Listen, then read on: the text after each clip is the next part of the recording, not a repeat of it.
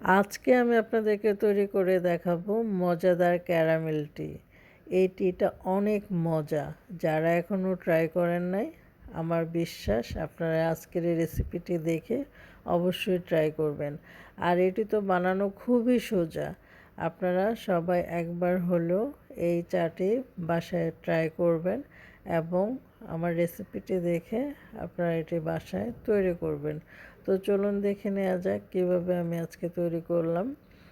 তো একটি প্যান বসিয়ে দিলাম। তো এখন দিয়ে দিব হচ্ছে 1 টেবিল চামচ চিনি।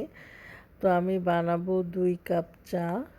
তো আমার 1 টেবিল চামচ চিনিতেই হবে। আর যারা বেশি চিনি খান তারা আপনাদের পরিমাণ মতো দিয়ে নিতে পারেন চিনি। আর আমি এখানে কোনো পানি দিব না, অল্প আঁচে এই চিনিটাকে ক্যারামেল করে নেব। তো আমরা তো সবাই ক্যারামেল তৈরি করতে পারি যারা টুকটাক রান্না করি। তো তারপরে আমি আনকাট রেখেছি ভিডিওটা, যাতে আপনারা সহজেই দেখে নিতে পারেন এবং বুঝতে পারেন যে কোনটা থেকে কিভাবে কি হচ্ছে।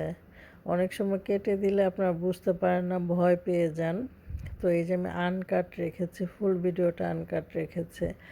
তো প্রথমে চিনি থেকে এই যে হালকা পরিমাণে কালার আসবে। তো আপনার ক্যারামেল তৈরি করার সময় কিন্তু অনবরত নাড়তে হয়। তো আমরা অনবরত নেড়ে যাব, একটু পরে কালার চলে আসবে। আর ক্যারামেল তৈরি করার সময় কিন্তু আপনাকে মানে এদিক সেদিক চলে যাওয়া যাবে না, চুলার আশেপাশেই থাকতে হবে।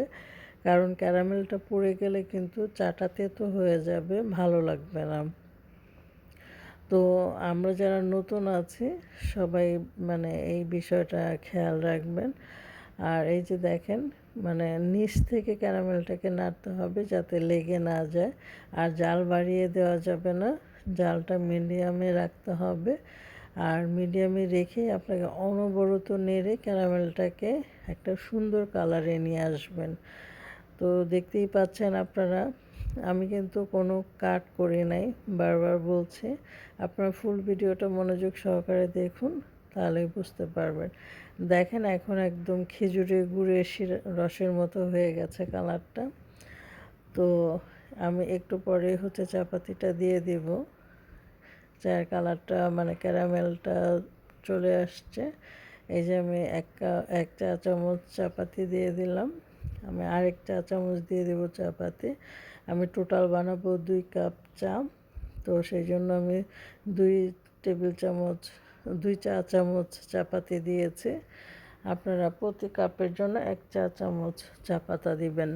আর যদি কেউ লিকার বাড়িয়ে খেতে চান, আবার অনেকে ঘন লিকার খান, তারা অবশ্য 3 চা চামচ দিতে পারেন, কিংবা অনেকে 4 চা চামচও খায় যারা বেশি লিকার খায়।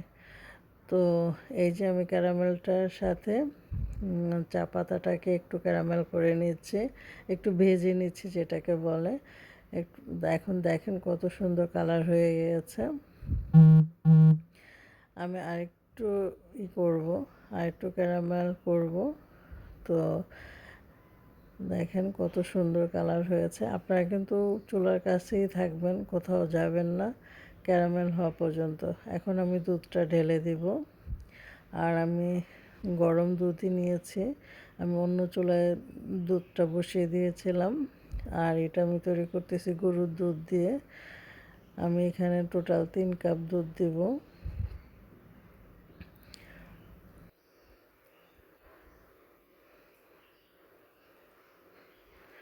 এই যে আমার 3 কাপ দুধ দেওয়া শেষ। এখন হচ্ছে আমি চাটাকে মানে দুধের সাথে একটু মিশিয়ে নিব। আর আপনাদেরকে সবসময় বলতেছে যে এই চাটা বানানোর সময় কিন্তু কোথাও যাওয়া যাবে না। এখন আপনারা মানে কোথাও যেতে পারেন, চাটা বসিয়ে দিয়ে অল্প আছে। বাট ক্যারামেলে দুধ না দেওয়া পর্যন্ত আপনারা তখন কোথাও আর কি যেতে পারবেন না, চুলার আশেপাশেই থাকতে হবে, চুলার কাছেই থাকতে হবে। তো এই যে আমার যেহেতু বয়েল করা দুধ দিয়েছে, 3 কাপ দুধ দিয়েছে, এটাকে আমি 2 কাপ বানিয়ে নিব। তো একটু জাল হবে। এই যে দেখেন দুধের কালারটা কিন্তু মানে আস্তে আস্তে চেঞ্জ হয়ে যাচ্ছে, মানে চায়ের লিকারটাকে ছেড়ে দিচ্ছে। আপনারা দেখে নিশ্চয়ই বুঝতে পারতেছেন।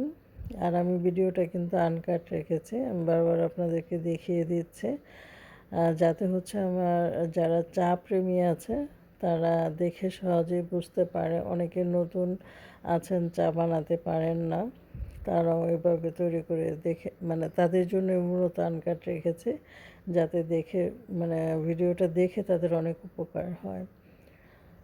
তো একটু পর পর এভাবে নেড়ে দিবেন, যেহেতু এটা আমি হচ্ছে গরুর দুধ দিয়ে বানাচ্ছি। আপনারা যারা ফুল ক্রিম আর যারা পাউডার দুধ দিয়ে বানাবেন তারা অবশ্যই ফুল ক্রিম দিয়ে বানাবেন। আর ফুল ক্রিম ছাড়া কিন্তু চা ভালো হয় না।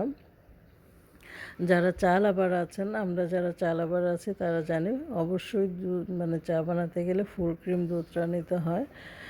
আর মানে আপনারা আপনাদের পছন্দ মতো লিকার করে দেন হচ্ছে আপনারা তুলে ফেলতে পারেন। তো আমি আরেকটু লিকার করব।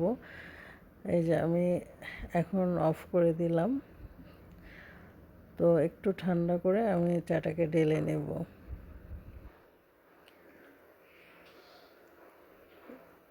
এই যে আমি চাটাকে এখন ঢেলে নিলাম।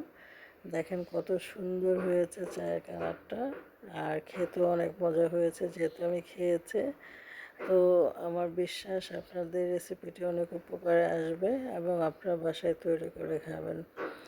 তো সবাইকে ধন্যবাদ আমার সাথে এতক্ষণ থাকার জন্য। আর দোয়া করবেন আপনাদেরকে যেন আমি সুন্দর সুন্দর রেসিপি উপহার দিতে পারি। আল্লাহ হাফেজ। ভিডিও টাইটেল দেখে নিশ্চয়ই বুঝে গিয়েছেন আজকে আমি কি তৈরি করে দেখাবো। আজকে তৈরি করব মজাদার মশলা টি। আর এটা আমরা রেস্টুরেন্টে অনেক চড়া দামে খেয়ে থাকি। তো চলুন দেখে নেওয়া যাক কিভাবে আমি তৈরি করি ঘরে কিছু সামান্য উপকরণ দিয়ে। তো এটা তৈরি করার জন্য লাগবে 2 পিস এলাচ, আর নিয়ে নিলাম 2 টুকরো আদা। আপনারা চাইলে দারুচিনি আর লবঙ্গ নিতে পারেন। আমার বাসায় যেহেতু এটা রেগুলার খাওয়া হয়, তো ওরা দারুচিনি আর লবঙ্গ ইয়েটা নিতে পারে না, ফ্লেভারটা। তো সেই জন্য আমি শুধু আদা আর এলাচ নিয়েছি। তো এই দুটোকে আমি ম্যাশ করে নিলাম। তো অন্য একটি চুলায় প্যান বসিয়ে দিলাম। এখানে দিয়ে দিব হচ্ছে 1 কাপ পানি। আপনারা অবশ্যই ফুটানো ঠান্ডা পানি নেবেন, বিশুদ্ধ পানি নেবেন।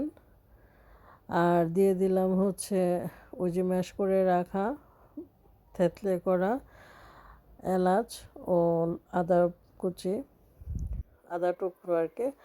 তো এখন এগুলো একটু ফুটে উঠলে দেন আমি হচ্ছে দুধ মিশাবো। একটু বয়েল হয়ে নিক।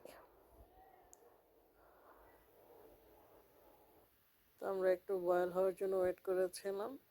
হ্যাঁ, এখন বয়েল হয়ে গিয়েছে। এখন আমি মিশিয়ে নিব হচ্ছে দুধ।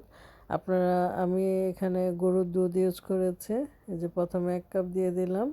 এটা ফুটানো গরুর দুধ, মানে অনেক জাল দিয়ে উপরে সরটাকে সরিয়ে নিয়েছি। আমি যেহেতু মশলা টি বানাবো, মালাই টি বানাবো না, সেই জন্য সরটাকে আমি একদম পুরোপুরি সরিয়ে নিয়েছি। আমি টোটাল এখন আমার এখানে 1 কাপ পানি, 2 কাপ দুধ, টোটাল 3 কাপ হলো আর কি। আমি চা বানাবো 2 কাপ, 1 কাপের মতো শুকাবো। তো এই যে দেখেন মশলা আর দুধ দিয়ে আমি একটু বয়েল করে নিব। দেন টি ব্যাগ, টি মানে চা পাতাটা দিব। আপনারা কেউ চাইলে টি ব্যাগও দিতে পারেন। তো এখানে আমি প্রথমে 1 চা চামচ চাপাতি দিয়ে দিলাম। তারপর দিয়ে দিব আরেক চা চামচ চাপাতি। আমি এখানে মিডিয়াম দানার যে চা পাতাটা ওইটা দিয়েছি। আপনারা চাইলে বড় দানার চা পাতাও দিতে পারেন। আর আপনারা যদি কেউ টি ব্যাগ দিয়ে বানাতে চান, দেন সেক্ষেত্রে টি ব্যাগটা 3টা দিয়েন, আপনারা 3টা দিতে হবে। তো টি ব্যাগগুলো মানে পাতার যে রশিটা থাকে ওটা কেটে টি ব্যাগটা এমনিতে আপনারা দিয়ে দিতে পারেন। আর এখন একটু জাল হওয়ার পরে আমি দিয়ে দিলাম চিনি। চিনিটা আপনারা যে যে পরিমাণ মিষ্টি খেতে পছন্দ করেন ওই পরিমাণ দিবেন। আমি যেহেতু এখানে গরুর দুধ ইউজ করেছে, আর যারা খাবে তারা ওই পরিমাণ মিষ্টি খায় না, তো সেই জন্য আমি 1 চা চামচ দিয়েছি।